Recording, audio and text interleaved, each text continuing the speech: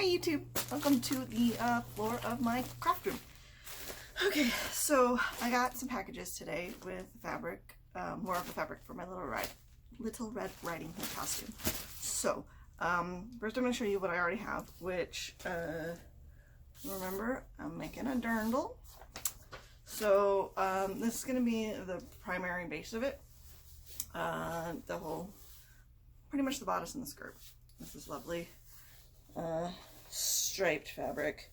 This is kind of black. This is more black. I don't know how it's reading on camera, if it's reading brown, but like to me it looks more black. It matches up with black things. It does have a little bit of red in it, so it kind of gives it kind of like an off brown, black brown shade. But okay, so this is gonna be the majority of the fabric. I'm very excited because I picked up some lovely red velvet. If you're ever in Phoenix, Arizona, go to SAS Fabric by the Pound, seriously, or anywhere where there's fabric by the pound. Like the SAS stores in Arizona, which is where I'm originally from. I live in Vegas now, I mean, I'm not originally from semantics, but the SAS stores are like giant warehouses of fabric, and everything's like super cheap. So I got velvet for a really good price, and actually that's also where I got this. I've had these two things for forever. I did like a shopping trip when I went to visit family in Thanksgiving. So alright, so I got 3 packages today, and we're going to talk about each of them. So first, this one I'm excited about because it's really pretty. So this is some really cool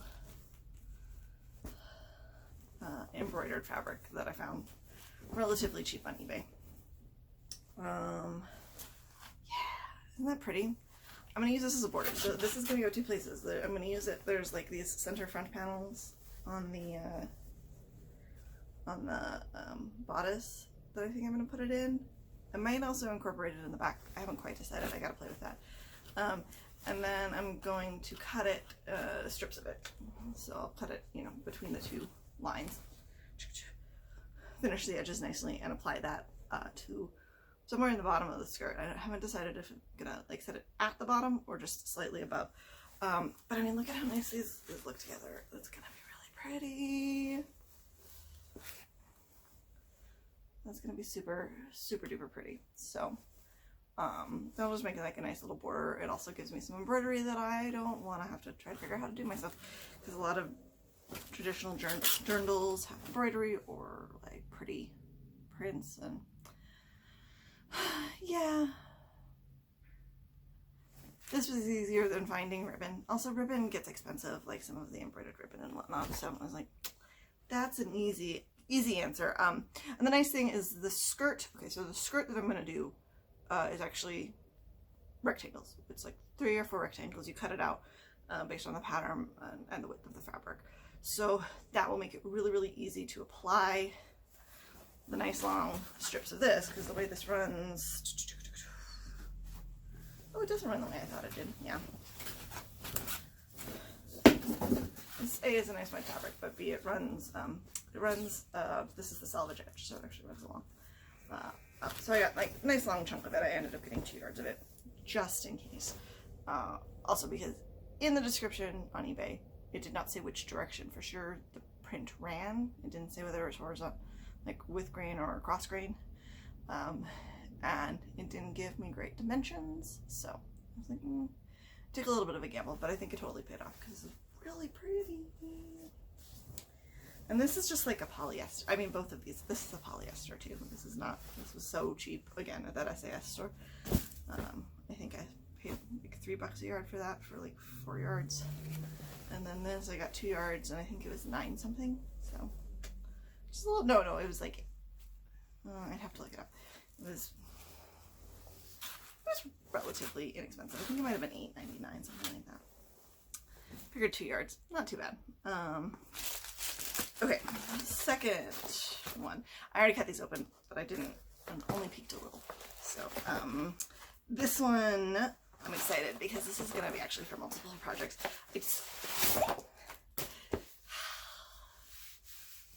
I buy teal. I bought like 2 yards of it in black. I always worked with like in school and other places. I always worked with like natural colored coutil or bleached white, and that's fine if you're making light colored corsets. It's great if you're making light colored corsets. I mean, most of the time I was, or it was so far underneath everything. But I want to make some darker corsets, and I made a corset ages ago. Like, I mean, it was the first corset I made for myself somewhere back in like 2005. It's like 15 years ago, yeah. And that one I did a satin, and I used natural colored coutil underneath it. And it was really annoying because it was like black and burgundy, and the weave of the satin started to pull it, that you could see the light coutil coming through in some of the stitching holes on it. That is coutil. So I'm gonna put this is just going into the bodice portion to add structure and support, make it nice and hefty, hold me in, hold everything up. And then, yeah, because I just think it'll be nicer than, I thought I could just maybe flatline this with like a heavy duck cloth or something, but, I don't have any. Well, I mean, I have some heavy bottom weight stuff, but, I don't know. I just thought coutil would be nice. I decided if I was going to do this, I was going to do this like the nice way, the best way I can,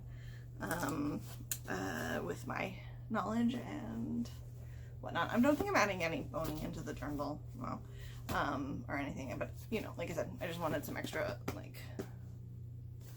solidness to the top of it. And the last package is not fabric, but this is my other very exciting buy. It is the Kinsale cloak from Folklore Patterns. So I'm kind of excited about this. I love Folklore Patterns. I've worked with them a lot over the years, and they're actually really easy. Like, I'm always torn because like I want to buy stuff from the company, but it's also so much cheaper to just buy it secondhand because a lot of people bought these and then never used them for years. And I copy all of my patterns for the most part, or cut them in ways where they're still usable for all of the sizes. So yeah, all of the pieces uncut. I'm gonna have to make some adjustments. I don't want the full length. I don't want this full length. I think I want the cloak to be just ever so slightly shorter. So I think the dirndl, I think I'm gonna make it hit my knees. Trying to decide if, yeah, I think I want it to hit my knees or just below my knee. And then the cloak I think will be just like maybe a couple inches shorter than the dirndl. I have to take some measurements and figure out exactly all of those lengths. Yeah. So for the cloak, yeah, I was kind of waiting for the pattern. I'm going to work with what I got for this. I don't remember how much I bought of this, but it was also really, really wide. So we'll see if it'll work. And if I need to adjust some things.